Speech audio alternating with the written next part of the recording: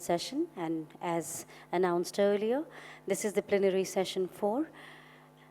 We would be talking about the regulatory framework for responsible lending, role of self-regulation in Indian financial landscape. Ladies and gentlemen, this session title focuses on the evolving role of self-regulation in Indian financial landscape and how self-regulatory organizations have been able to manage the self-regulation in MFIs. The session will also look at the omnibus framework brought out by RBI on SROs and how they can play a role in regulating other financial services.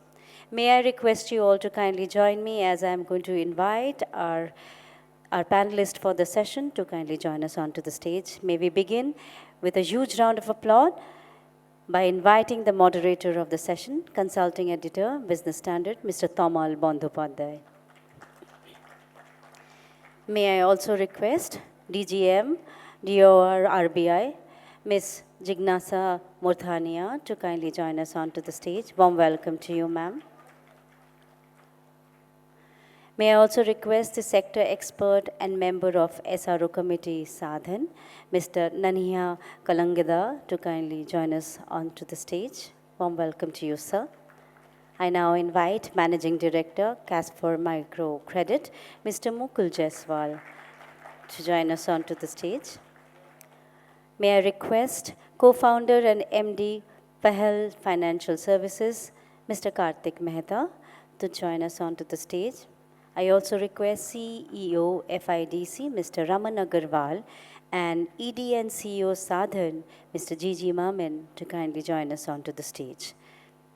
Ladies and gentlemen, with a huge round of applause, we begin this session. The key discussion points will include the development and enforcement of ethical lending standards, fostering accountability, enhancing consumer protection and collaboration opportunities between SROs, government bodies, and financial institutions. With those words, may I now request the moderator of the session, Mr. Tamal Bandyopadhyay, to kindly take over. Over to you, sir. Good afternoon. Hello, good afternoon.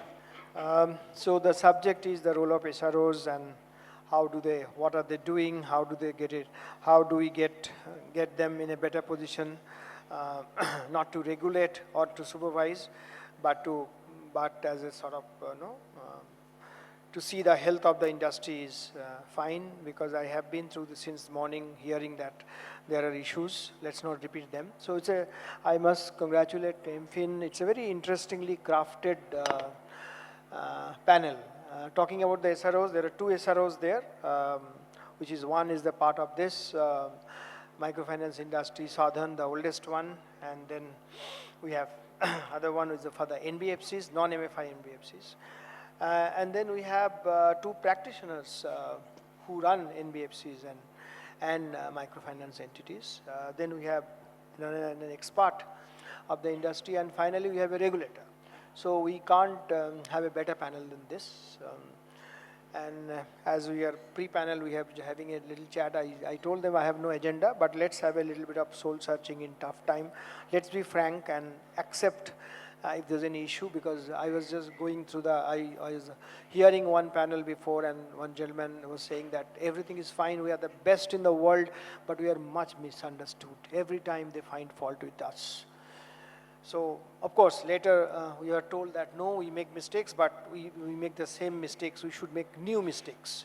So this is the industry perception about what's happening. I have a very brief introduction. So we have in India, we have so many SROs in the financial space, MFIN, Sa-Dhan for the microfinance space, then you have in the NBFC space, then you have very old for the bond dealers and foreign exchange dealers, that space. So everybody, and now of course we have for the fintech, and soon we will have, I think in principle approval has been given for account aggregators as well as one more entity in the payment space. For the banks, we have IBA, Indian Banks Association, and newly born or a few-year-old SFB organization, but none of them SROs. It's directly under RBI. So welcome to the subject, globally SROs, particularly in the financial sector space, play a very, very important role. I know I was going through the what's happening in the other parts of the world. We are seeing that United States, United Kingdom, European Union, Singapore, everywhere SROs play a very critical role. And particularly, I was going through what United Nations Fiscal Conduct Authority does. You know, it's very aggressive. It even penalizes banks, and consumer protection is the key. That's what it says. But India's story is very different. So let me first start with Madam. I will keep you the last person in the first round, okay? Regulator, you listen to them, then you react. First, we hear the two practitioners. Probably Mukul, Jaiswal, we'll start with you.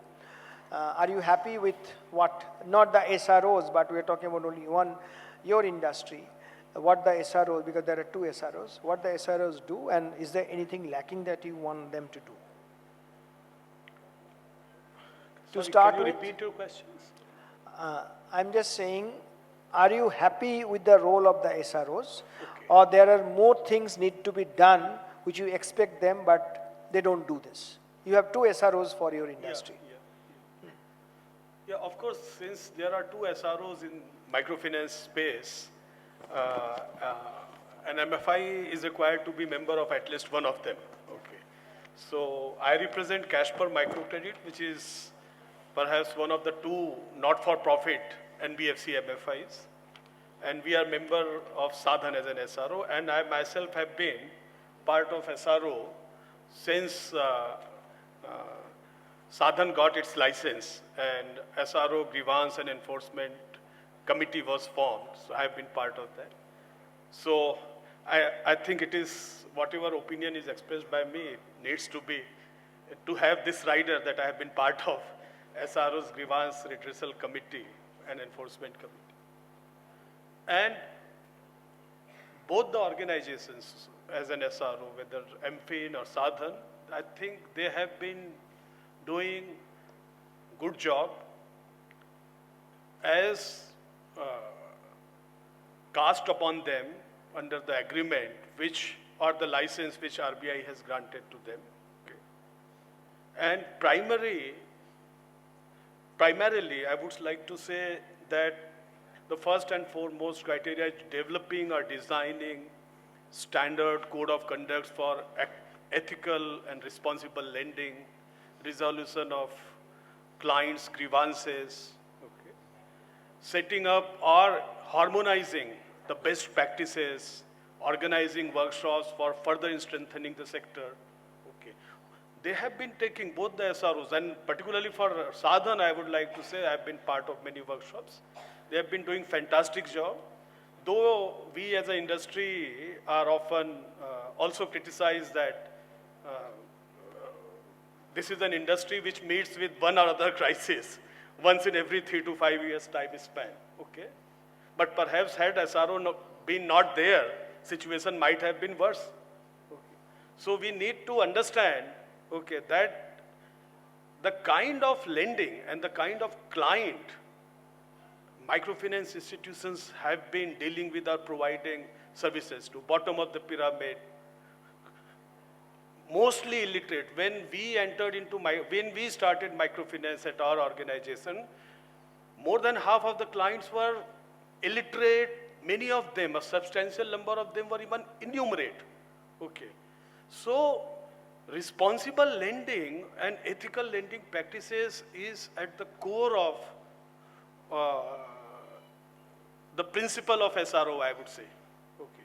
So this is very important, and we have actually traveled long distance. I remember just around AP crisis, pre or post, I remember there was a joint code of conduct by the two industry associations, okay, and led by the seniors, okay, who were actually practitioners and were having positions in Sa-Dhan or MFIN. They collaborated, and there was a joint code of conduct before any of them had got an SRO license. So good work has been done. We have traveled a lot, okay. But certainly there are issues. SRO, I would also say as a member of SRO, okay, as a microfinance practitioner, that SRO are trying to self-regulate, okay, or create principles, okay, and regulate their members, but microfinance sector as such, a landscape, now has so many players coming from so different legal formats. They are banks, small finance banks, NBFCs. I would like to congratulate FIDC. Now they have also got a SRO license, but there are so many practitioners. Okay. Yeah. Okay, thanks Mukul. So Mukul says that SRO is doing a great job, and of course he put a caveat that he has been part of SROs, so take it in the face value. I think that's what you're saying, right? No? Acha, he got into something else. Acha, so let's hear Kartik. So do you agree with your other person, Mukul, who is the industry, who is a part of the industry? You are also part of the industry. Sure. So my question to you is not, just what's your perception? Do you agree with what he said, that SROs are doing which Jiji is nodding, Jiji is very happy. So is the SROs doing a great job when it comes to microfinance? Well, regardless of whether I am happy or not, I need to make sure that Jiji is happy. Okay. But on a serious note, Tamal, you have this habit of putting your participants with very interesting and direct questions. So this kind of, happiness is a state of mind at a point in time. And where the sector today is, obviously, that is something which is a matter of introspection for everyone, whether it is practitioner, whether it is SROs, or whether it is the regulator. But having said that, I think the relevance of SRO in the context of microfinance has been indisputably a blessing. There's no question about that. There is. I completely agree with when Mukul said that what could possibly have been if the SROs were not there. So I think that's something which I definitely agree with Mukul. But my point of view also is that given the number of microfinance is a very very dynamic industry. You are either kind of into a zone of irrational exuberance or in downright pessimism. That is something which keeps happening, and I think given that. My view would be that while SROs have done a great job in terms of reacting to situations and crises and everything that has and overall grow the sector in a reasonably organized manner, I think there is also an opportunity to do a lot of proactive work in terms of particularly for smaller players, in terms of advocacies, in terms of policy formation, in terms of enforcement. All of these are areas where I think the SROs can probably play a much more active role going forward. So thank you. Kartik says that it's more reactive than being proactive. So now let's, Nanaiah sir, you are a sort of not a part of the industry, but you have seen the industry and you're an industry expert. So tell us, what are the things we need to, do you agree that it's more reactive, not proactive, first part, and then this apart, what are the other things that are missing? Thank you, Tamalda. Good afternoon. I think Mukulji has given all the certificates that are required for an SRO. I think I can't deny that fact much. But I've just cleared 2 or 3 points. The point number 1, I think SROs are reactive at this point in time, not proactive. Example is potential systemic risk that we have all gone through in the last couple of quarters should have been seen well before it hit the industry. I think that is possibly the role of, I would call it as an intermediary, like an SRO, to look at the data and see, is there a systemic risk coming up, and what are the precautionary measures that needs to be taken up. What has happened is post facto, right? Guardrails have been applied. The results of guardrails look good. If you look at the data, I think borrowers with 3 lenders are performing much better than borrowers with 4 and 5 lenders. So guardrails in the hindsight looks very good, but the damage is done, the pain is still there, the scar is still there for the industry, but should have been seen ahead of time. So simpler point is assessing the systemic risk well ahead of time. That's point number 1. Point number 2 is From a capacity building standpoint, sector employs close to about 3.3 lakh of them in the sector. Potentially there are, I think the training, certifications happening, but a more formal way of certifying the potential, candidates who would want to get employment in microfinance would have been a very enabling factor, because both practitioners, Mukulji and Kartikji, both know the attrition rates in the industry, which is hovering anywhere between 40 to 50, and the most painful attrition is a loan officer leaving the job and the company. So if there is a certified, well-qualified, bit of field training done, I think the impact of attrition can potentially be reduced to some extent. I think that is that's my second point on what potentially SROs can do, and obviously continue to do much better job on representing industry to the policymakers to see how policy can be a very enabling role for growth of the industry, because industry has gone up and has come down. Still very small part of the overall unsecured loan portfolio. Okay, we'll get back to you on the other issues and all. So now, spotlight on the two SROs. And let's hear first, between you, we should do a toss. Who will come, Jiji first or FIDC? No, let's FIDC first comes and all. So, and Jiji, actually Jiji was not part of the panel, and I requested him, and he is kind enough, because earlier Sugandha Saxena used to be, she was a part of the panel, but because she is not coming, so I requested, and thank you for being. So Jiji, you just wait, we hear Raman before that. So tell us and congratulations that you thank you. Recently got the regulatory approval for your formal SRO. Earlier you were in an association like on. So tell us the learnings from, what can MFIN, Sa-Dhan and others, like for the microfinance industry, the lessons you can share for that other side of because you are for the NBFC segment, but not the MFIs. Yes. Thank you, first of all, for having me here, and thank you for making me this part of the panel.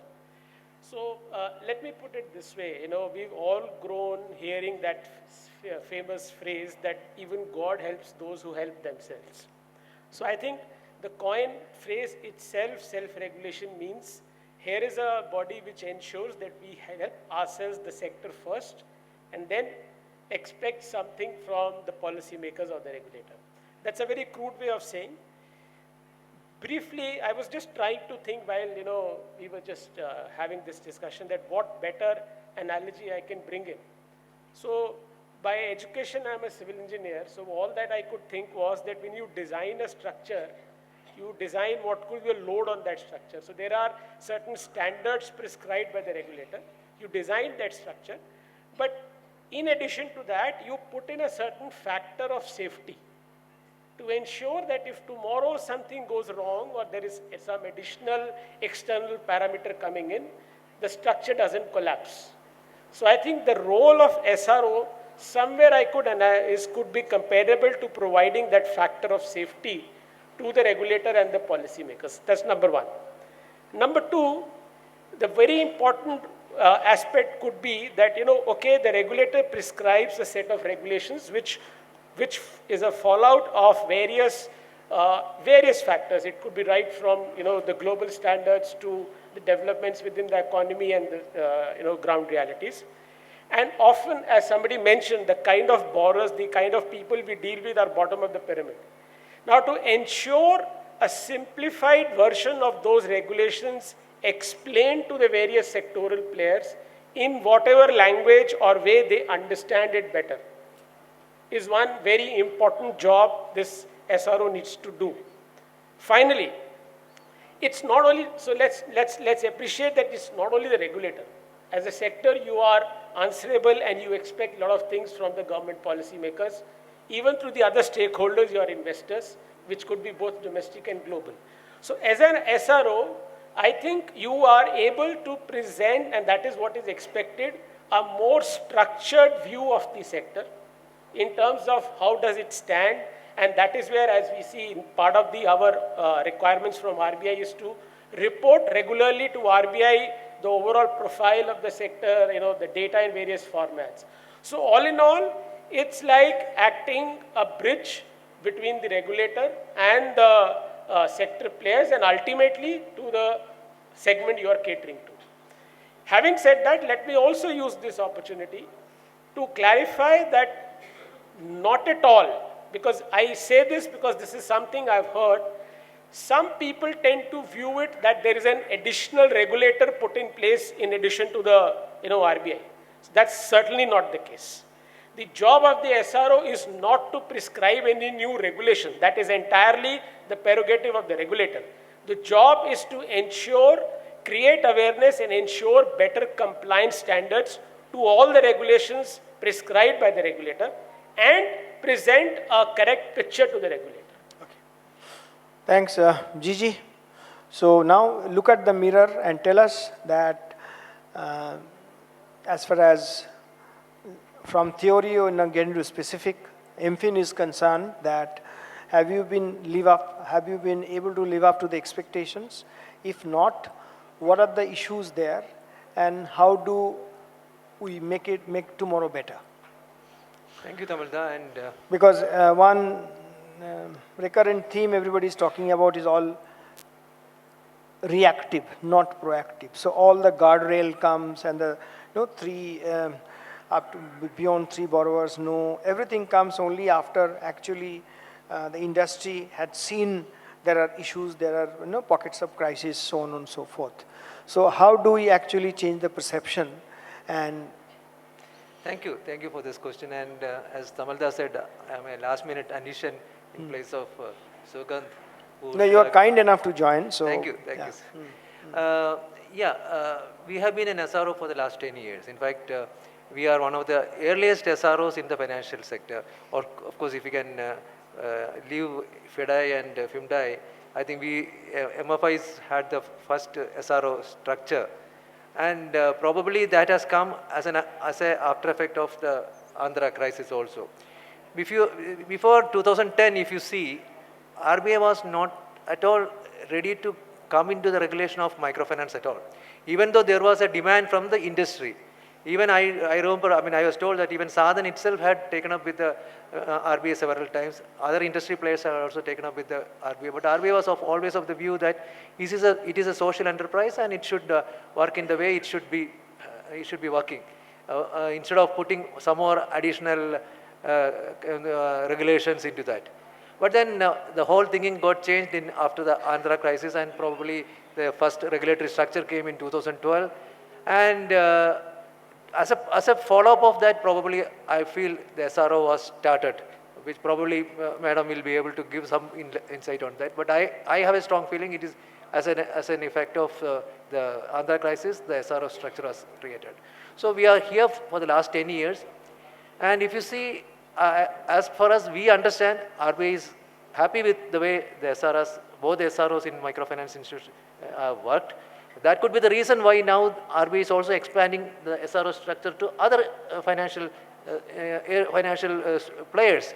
Now we have Raman who is from FIDC, who is a SRO for NBFC. Other day there was a SRO license was granted to payment and settlement system. We have one for the FinTech. Sugandh should have been here. So we have now several SROs in different financial players. And one of the reasons I also believe that it is because RBI do not want to get into the regulatory things of smaller entities, because most of this sector, whether it is microfinance, whether it is payment system or NBFC for that matter, NBFC, you have 9,000 NBFCs in the country, of which hardly 200 would be in some size, all are very, very smaller ones. So how do RBI keep a tab on each and every one of them? So it's better to hand over to a player from the system itself, so that they would know the things better and keep a watch on that. That's what I feel. Anyway, now I'm also happy that two of my members who are sitting, they also said that Sir is doing a good job. But I am sure that we can do a lot more. And I do agree with the statement of reactive, more reactive in nature. Sorry. Because even that, see, unless you tighten up the kind of data collection and analytical part of it, you will not be in a position to do a proactive, take a proactive role. Otherwise, it will always reactive only. So definitely as an SRO, I feel we have done a lot of good work. And as Raman Saab said, not only that regulation is not the, in fact, not the business of SROs. Of course, they need to keep a watch on the regulatory compliance, but it's not that they should be prescribed regulatory structure. So compliance enforcement, compliance is one thing which has to be watched on, and client protection is another one. Responsible lending is there, so that's why you have a code of conduct which lays down all these factors which goes into the responsible lending and client protection. So on the whole, and more than that, the SROs also have a role of, as a bridge, as he rightly said, to be a bridge between the government or the regulator, and also more than that, capacity building of the institutions. So we do a lot of capacity building program. We do thematic conclaves. We do, in fact, this conference itself is one of such capacity building activity. What I am trying to say is that we have done a lot of things in the last 10 years, and I believe RBI is also quite happy with what we are doing. But definitely there are more things we can do. As an SRO, two things which I feel we lack is that the timely collection of data. And there also we sometimes face a challenge because some of the members feel little hesitant to provide the data. So that hesitancy in giving the data, that itself can cause a problem.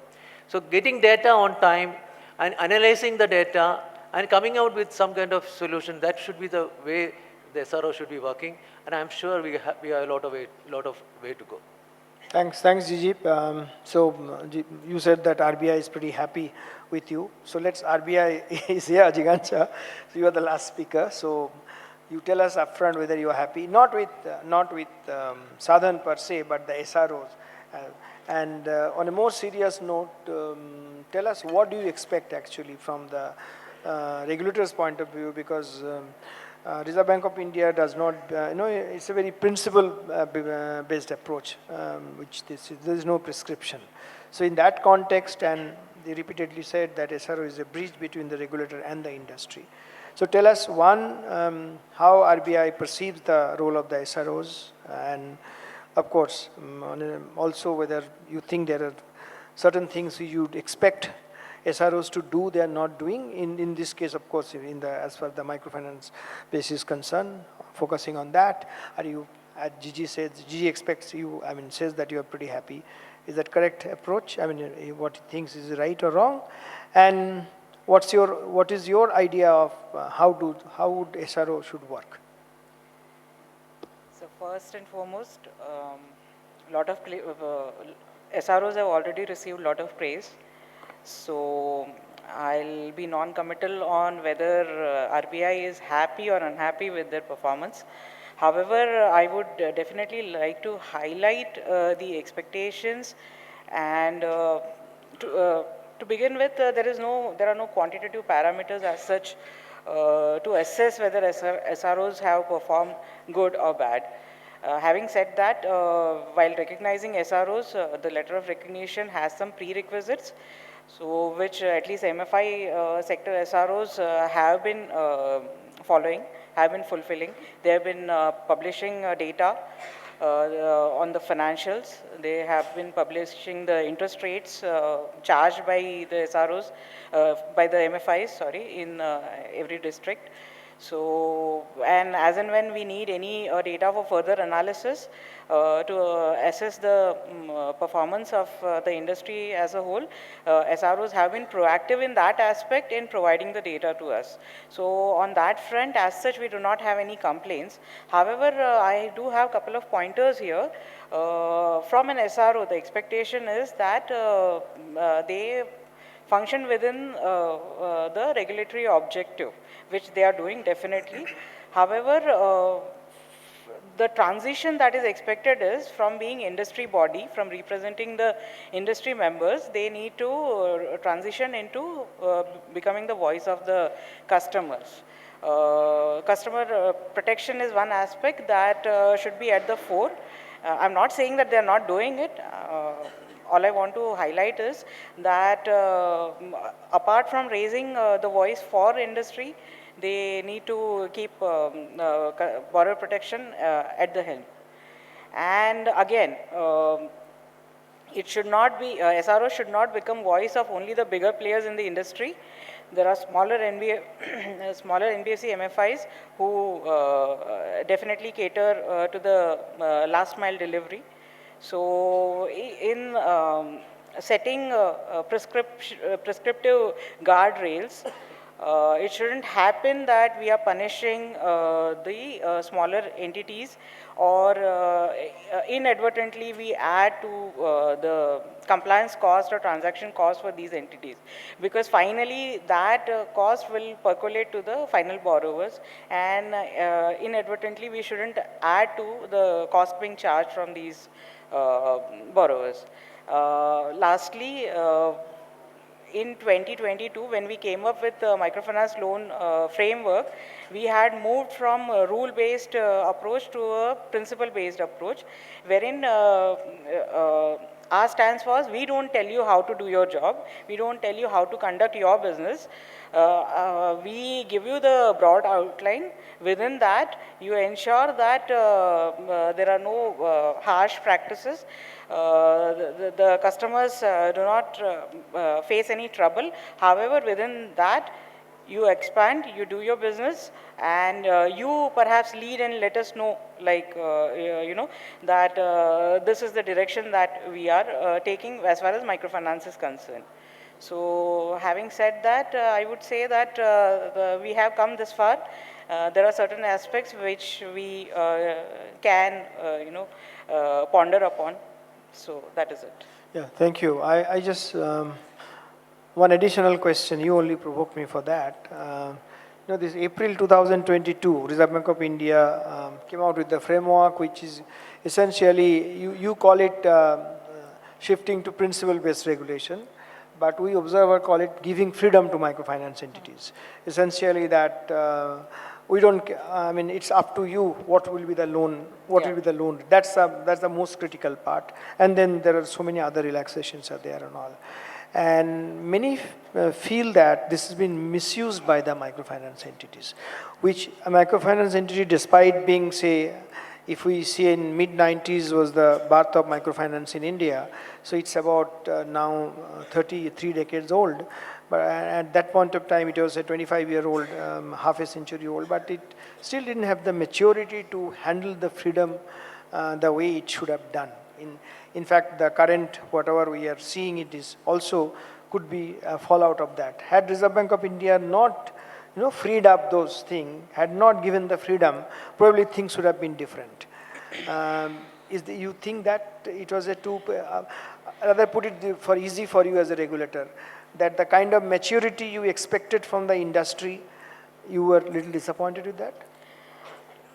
Sir, I would like to start here with what the experience was with the earlier regime, where we had prescribed an interest rate ceiling, and then I would like to shift my response to the current regime. So our experience was that when we had prescribed an interest rate ceiling, all entities offering microfinance loan, including banks, SFBs, the larger MFIs, larger NBFCs, as well as small MFIs, for everybody that ceiling became the benchmark.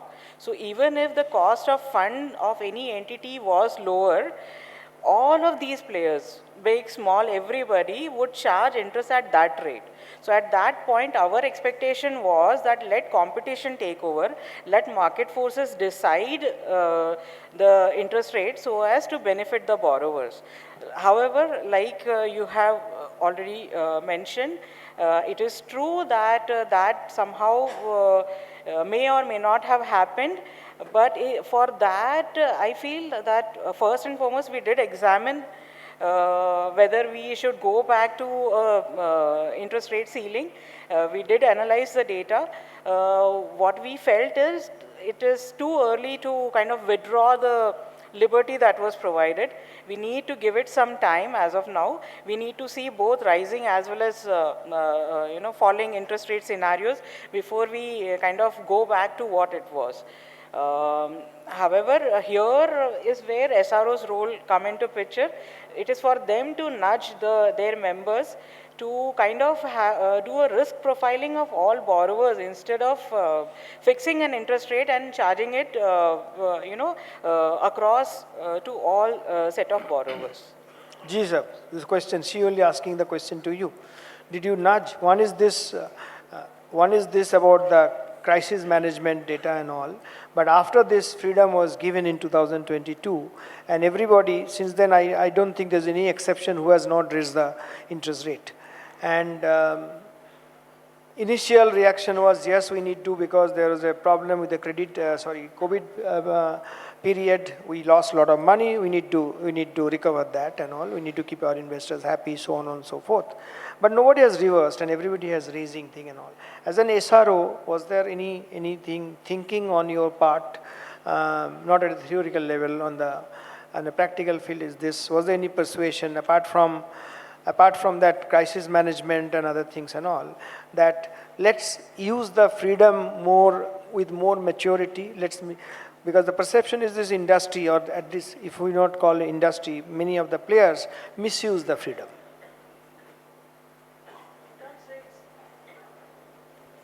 I can't say it's entirely a misuse of the freedom given by RBI.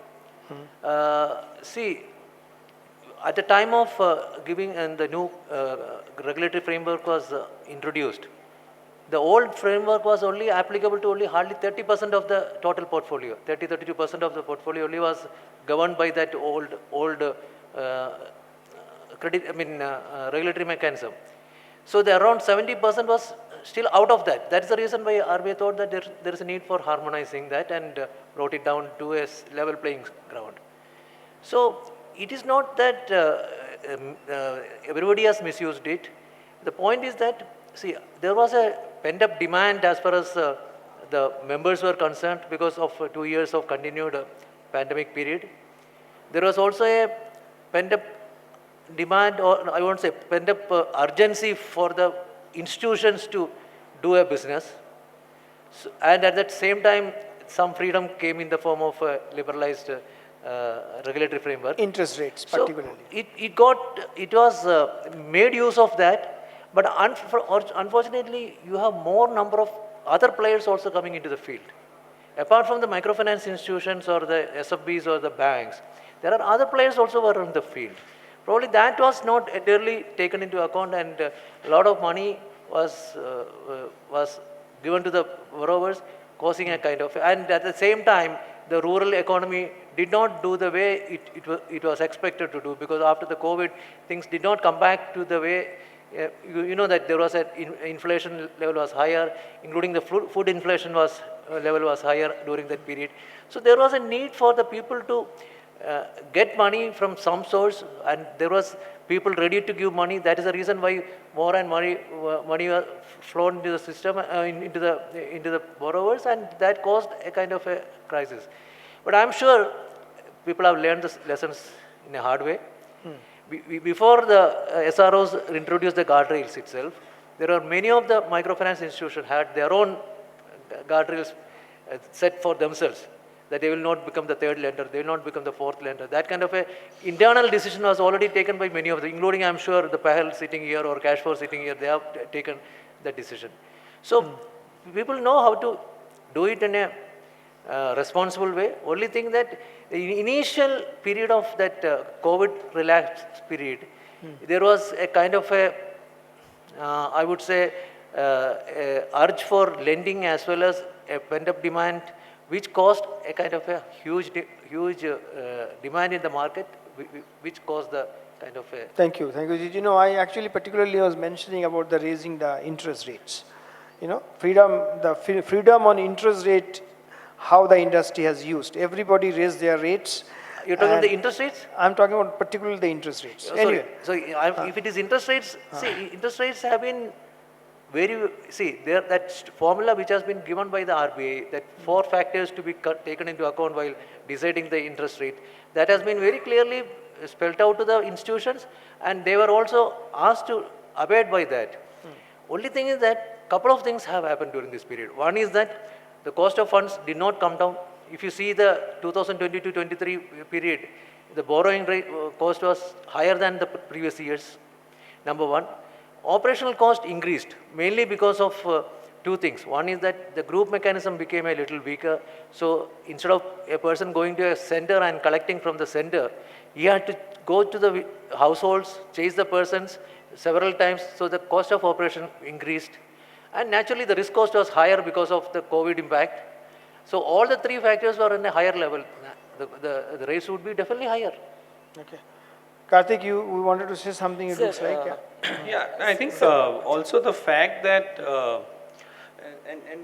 I would tend to agree with ma'am here that, it was more a kind of a equalization on a level playing field that was offered to the MFI after a decade, right? I mean, the interest rates that the MFIs were kind of charging, ironically, before this regulation came, or the opening up of the rates came, was actually lower than the banks, which was a bit of a kind of a surprise.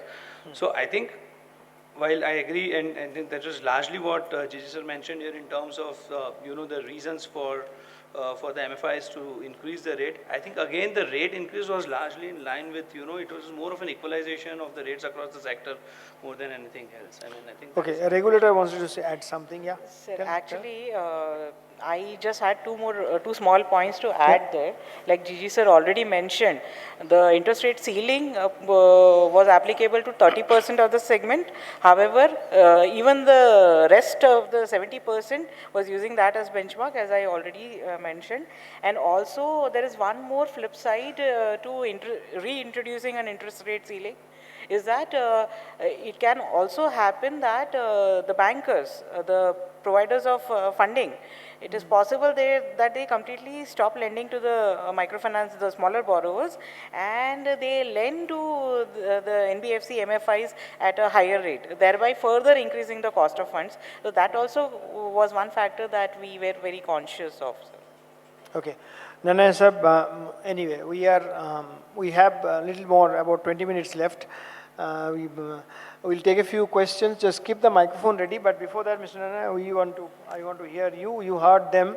And again, you are not exactly a person from distance because you are a member of the SRO committee of Sa-Dhan. So sitting there from their part also. Just tell us what are the things need to be done. Like at this point of time, I'm not very sure whether the SROs are, because the problem of the industry is the liquidity crisis. That's what we hear. The moment you get fresh money, things will iron out in a much better way. Are the SROs trying to convince the banking industry, making presentation to open the money tap? I'm not very sure. So apart from looking after the consumers, apart from doing other things, like it has to be, the goalpost has to change. Every time it can't be the same goalpost. So at this point of time, I'm very curious to know that other SROs of the microfinance industry are in active discussion with the banking industry and regulator and finance ministry to release the tap of money so that we can, you have some ammunition to fight this crisis. Absolutely, Tamal. I think the point is... Microphone. The point is, I don't think the interest rate was an issue for the thing that we went through in the last couple of quarters. I think it's more of over-leveraging situation. I think all the practitioners have learned from this in terms of how to strengthen the underwriting process, how to strengthen the assessment process, so that the over-leveraging doesn't happen. So the biggest problem has been the over-leveraging. Just to your point, whether SROs are doing enough to convince the investors to continue to invest funds in the sector, I would tend to think yes, because I think it's important for investors also to understand two things, right? One is, this is a high-touch business, so there is a cost of operation is high. This is high-risk business because bottom of the pyramid, the climate impact, many impacts, right? Things could be very, very sharp in terms of how the market moves. So there's a high cost of operation, there is a high risk, So I think bankers also need to understand and appreciate that, there is a risk involved in this sector, but there is a social angle to this sector, which is something that needs to be supported. I think it's super important to ensure that there's a social angle. I think there is some work going on, but I think a lot more needs to be done in convincing the investors and the bankers. I think what will really help is the credit guarantee. If that goes through, I think that will give that much confidence to the bankers to continue to lend, and which will continue to improve the working capital of the borrowers. And you talked about a point of borrowers, right? Flipping to a borrower point of view. If you look at the borrower, I think what has really happened is, 91% of the borrowings are used for income generation, and loan cycles have stopped for many of them. So which means the working capital is kind of, come to a halt or it will stop. So which is creating a lot of problem for the borrowers as well. I think funding, credit guarantee, I think is very critical for revival of the sector. Thanks. Raman wanted to add something. Then we'll take a couple of questions from the audience. Please keep the microphone ready. Yeah, Raman sir. Yeah. No, I think so. This issue is common to the entire NBFC sector and not only restricted to MFIs, because often we hear matters relating that are the NBFCs charging exuberant interest rates. Now, I think let me put things straight. I would like to say 3 or 4 very important points here. The moment if somebody says that the interest rates, lending rates are exuberant, pardon me saying so, I think we are undermining the wisdom and awareness of the borrowers today.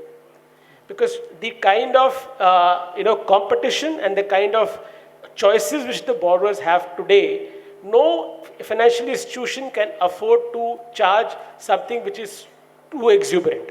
Number one. Number two, the point which you very rightly touched upon, NBFCs, all said and done, today, even today, have very restricted funding sources. I'm not going into the details. We do not have any lender of the last resort opportunity. We have been voicing, in fact, now also we have been voicing concerns to have a refinance mechanism. That's number two. And finally, what I would like to say is that had there been excess interest rates and excess profiteering being done, that would straight away reflect in the figures of ROAs. If you look at the ROA figures of the entire sector, they are very much in tune with the expected lines. So I think, and in stray cases, wherever there have been certain aberrations, we've seen RBI has taken action on that. Okay, so I think that issue needs stress. We'll take a few questions. Yeah, there is one gentleman, then after that. So yeah, please introduce yourself and make it very brief. Only question, no commentary, please. Thank you. Yeah. After this, sir.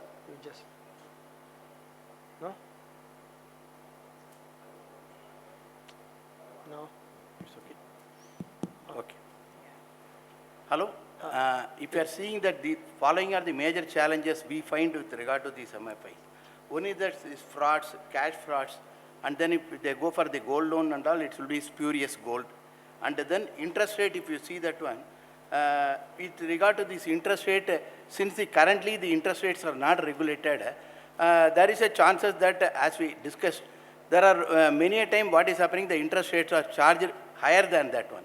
And third one is operational cost is one of the major factor in pricing, and fourth is risk component.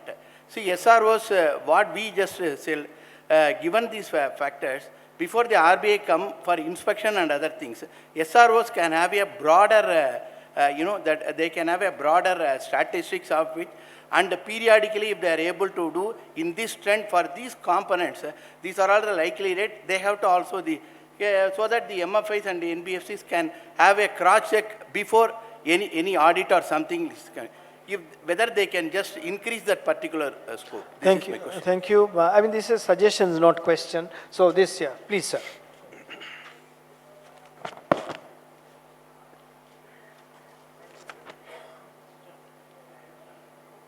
Just see whether the mic is working, or if you can go, if it's not working, you can go to the rear one.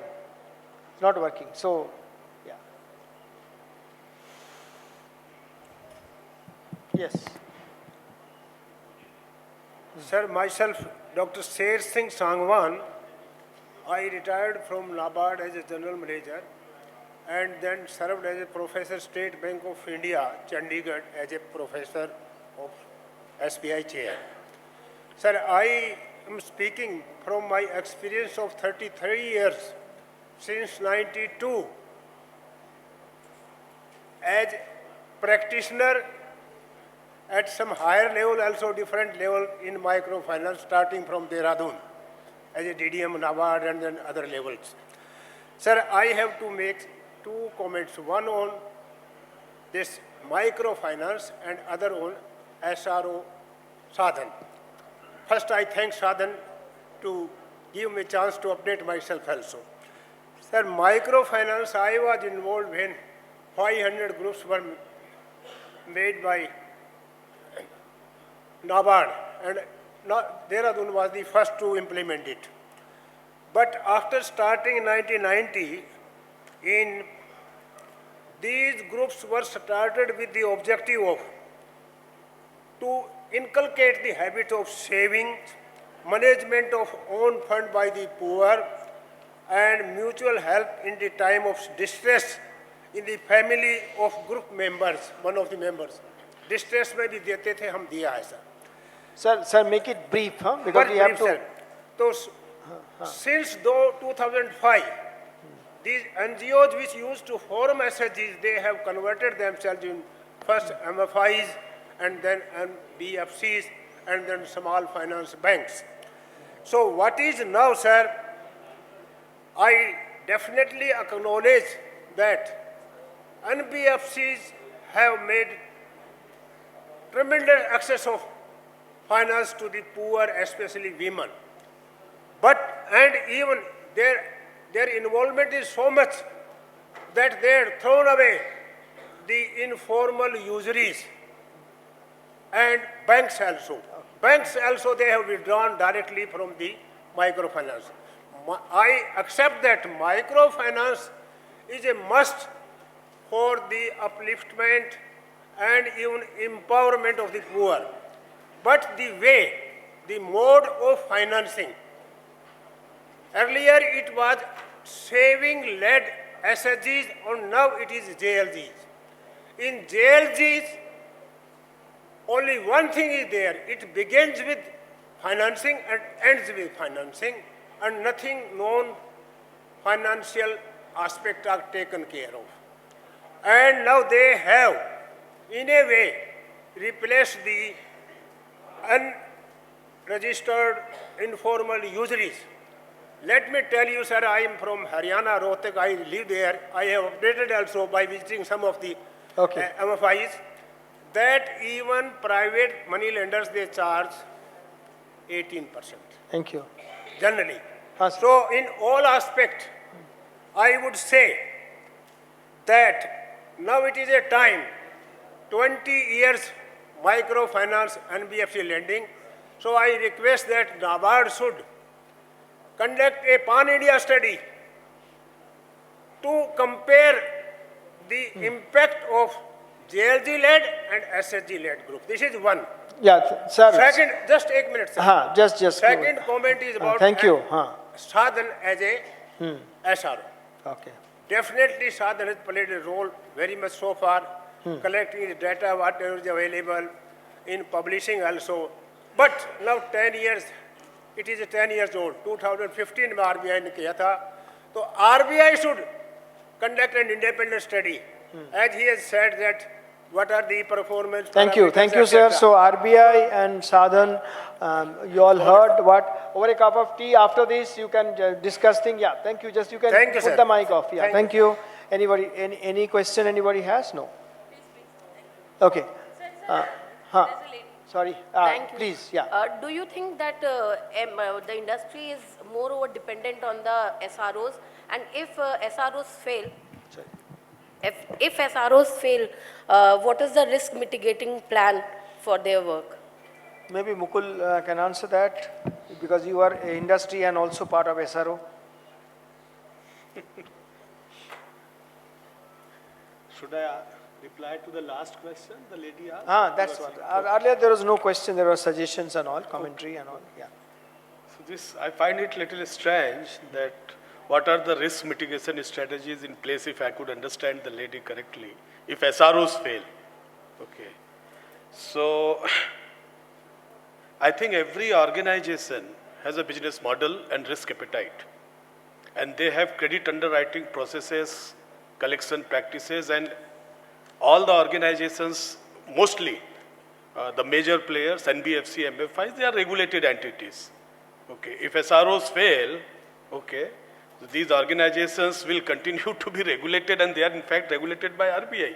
Okay, so if there are unethical practices, okay, if clients are suffering, there are client grievances, there is no responsible lending, if they are compromising on the customer protection, okay, certainly there will be punitive and penal actions by the regulator, okay, which will take place. But from the business model perspective, everybody has a risk mitigation strategies in place. Thanks, Mukul. This gentleman wants to, sir, you have to go up because my microphone cannot come here.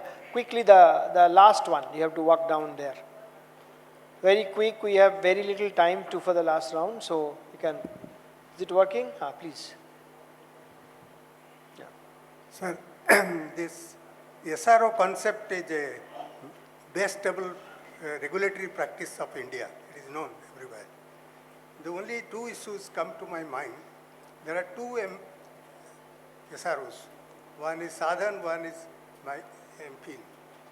What is happening, the series of guidelines are being issued by both the SROs. I wanted to know what is the mechanism of consultation and coordination between the two SROs, because many are common members. Some are both, some are only a Sa-Dhan, some are only with MPhil. Initially, it was intended that MPhil will take care of the bigger MFIs. When it was created to bigger NBFC, they wanted to have another SRO. That time SRO was not there, association was. This is one question. To how there may be, should be some kind of mechanism. Thank you. Yeah. And only another two questions. Please. You know, RBI has divided all these MFIs in three categories. One top level MFIs, mid level MFIs, and base level MFIs. But within the base level MFI ceiling, there are very small MFIs who are suffering because of the COVID effect, and they have got their own problems, and their voice should be heard here, and their issues have to be addressed separately. And the beginning with having an MOU to NABARD for accelerated fund, it's a good beginning.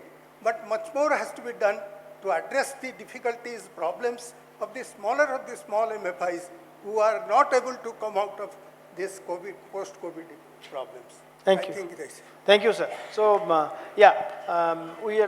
I'm just getting into this. Jiji, sir, I'm just getting into this only. I thought at the last round we'll keep this. So maybe I have two questions and we'll divide it among us. So 1 minute each we can have. That's how we can end. This gentleman very pertinently raised this. It's a bitter pill to swallow, but the inter-SRO coordination, what do you call it? Because as we speak here in Delhi, we are having one SRO of microfinance entity. You are the second day of this conference, but there's a parallel conference is on by another SRO in Mumbai as we speak this evening. So it gives us a sense that, like what? It's a divide and rule policy, or what is this? Then where is the coordination? So maybe we'll ask you to tell, and another person we'll figure out who can, on this SRO coordination collaboration. Quickly, we don't have much time. See, in fact, the two SROs in the sector is two different entities. It has got their own policies, priorities, practices and all. But whatever is required to be applied for the sector as a whole, that is basically the kind of a regulatory structure. I won't say regulatory structure, some kind of a code. When you are prescribing, we are joining hands together and doing it. If you see the last two times after both the institutions came, three times in fact. 2012, after two institutions became in 2010, I believe. So in 2012, 2017 and 2022, the code of conduct was revised 3 times. The latest one is in 2022. All 3 times it was done jointly, and this time we also got the vetting from other associations also, like Small Finance Bank Association, Indian Banks Association, FIDC. So we are trying to have at least a common structure when it comes to some kind of a code and some kind of a regulations, I would say. Even the guardrails when it came, although there were, admit that there were much consultation, but then immediately after issuing the guardrails, it was forwarded to me and requesting that we can also adopt the same as it is. So we also had our own discussions and we adopted it. So what I'm trying to say is that wherever the members' regulatory aspects are concerned, we have a common stand. Okay, thank you. Another important issue just I want to ask you is this, I was going through this, particularly the UK entity, which is Financial Conduct Authority. It even, penalizes banks. It's very, very harsh on the regulated entities. It acts like a pseudo-regulator because of consumer protection and all. I know Reserve Bank of India has given the guideline what the SROs does, but my only question is this, forget being proactive, reactive, etc., etc. Are the SROs being allowed to take punitive action on your members if you find that certain members are not following the rules, not following your guardrails, etc., etc.? Can you punish them? Can you penalize them? Can you expel them? What else can you do? And or if you cannot, then what kind of new powers you should seek from Reserve Bank of India? So if I may answer that? Yeah. So as per the RBI's, if you know, RBI had issued an omnibus framework for the SROs.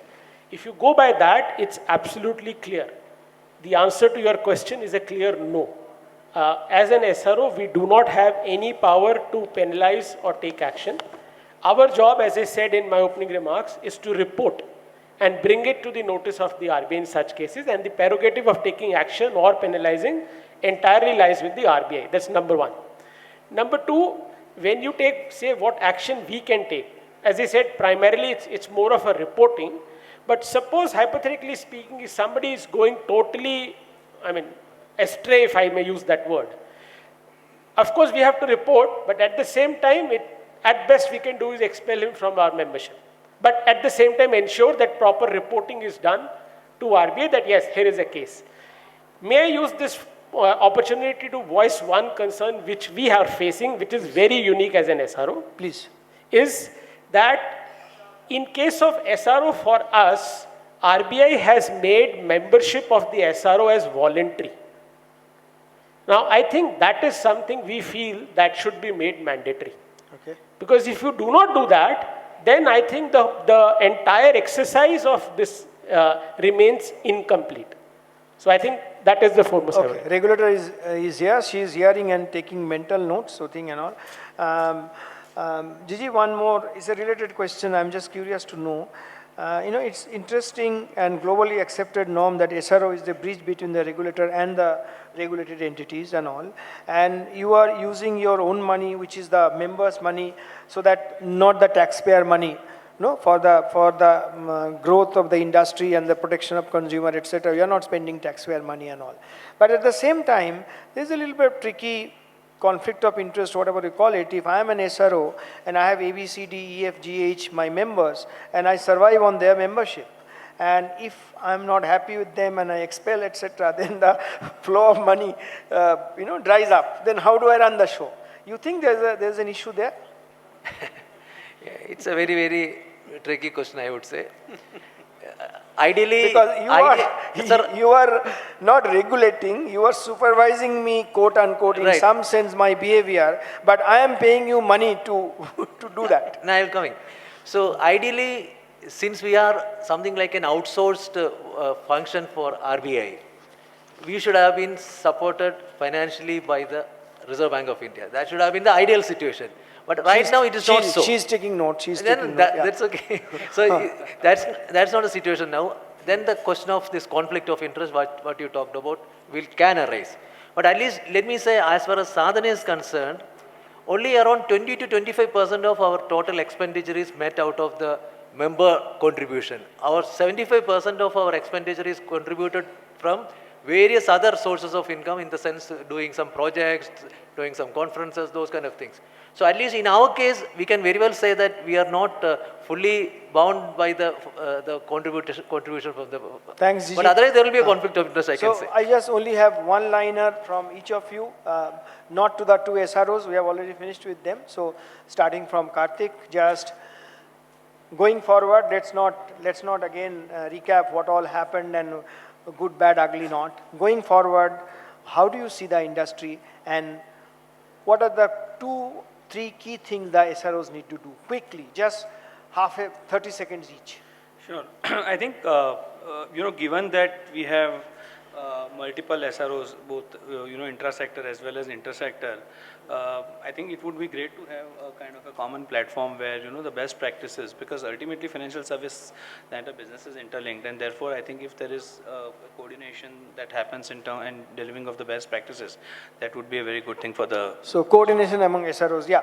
Mukul, quickly, 30 seconds, sir. I think the core of the problem is failure by all of us in really assessing the annual household income as RBI has suggested, okay, and risk-based pricing. So how can we use more and more technology in assessing the annual household income and risk-based pricing? How can we move towards this risk-based pricing and standards maybe designed Mukul, by the SROs? pointing out two very concrete things, yeah. Nanaiah? So in addition to doing a lot of good work which is already being done, I think being proactive, then being collaborative between SROs, and also building up the market for the microfinance will be a good space to be in. Finally, the regulator has the last word. What do you expect from them? So, better data collection, better impact assessment, so that SROs as well as the regulator is able to recalibrate and be more responsive as far as policy matters are concerned. Okay, so thank you. That brings us end of this very quick 30-second summarizing this. So, I think the pretty candid discussion that what has gone wrong, what has gone right. And also, most important part is this, everybody is aware, everybody knows what needs to be done in future. So one of the things is the better coordination among SROs, being more proactive. I'm not saying only reactive you are, but more proactive.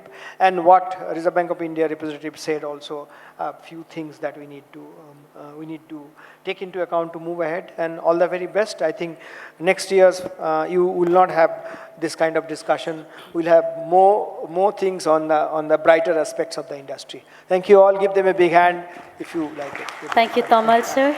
Thank you, esteemed panelists. Like always, it's been very insightful discussion with so many significant points which has been brought forward, and also a roadmap has been put forward. Thank you so much once again, esteemed panelists. Ladies and gentlemen, on behalf of the organizing team members, we would like to extend our heartiest gratitude to our panelists of this session. And may I request Dr. H.R. Khan to kindly join us onto the stage to give away the mementos. Once again, ladies and gentlemen, a huge round of applause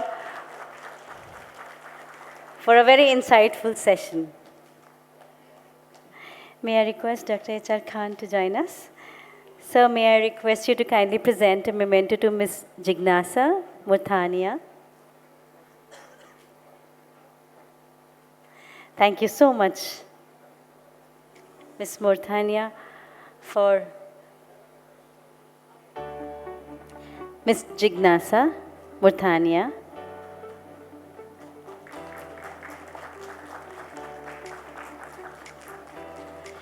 We now thank Mr. Nanaiah. Thank you so much, sir.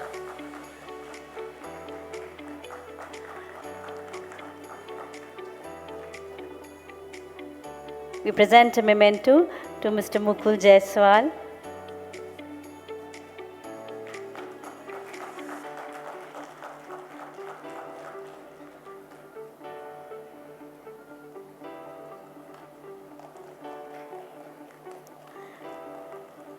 We now thank Mr. Kartik Mehta. Thank you so much. Thank you once again.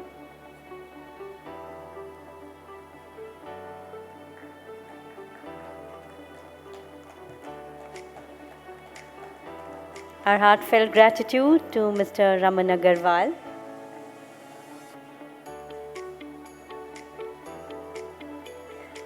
Thank you so much, sir.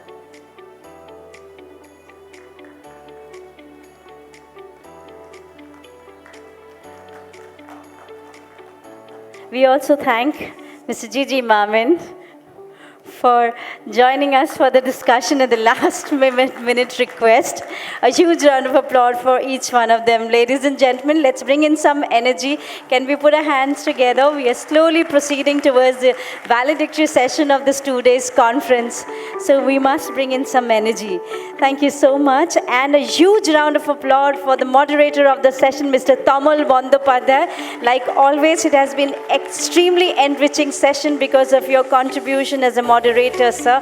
Thank you once again, moderator of the session, Mr. Tamal Bandyopadhyay. May I request the members on the stage to kindly join us forward for a group photograph now.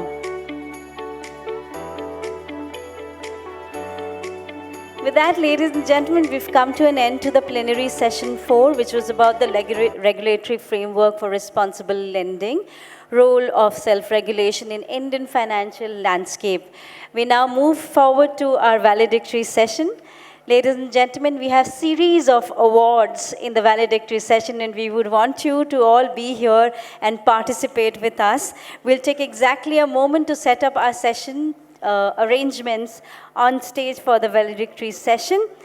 And we also request you all to kindly enjoy this moment as we are now about to reach the valedictory, thereafter have those series of award ceremony, and also thereafter we'll also take care and understand from you what all we can do in the future to make it even more interesting.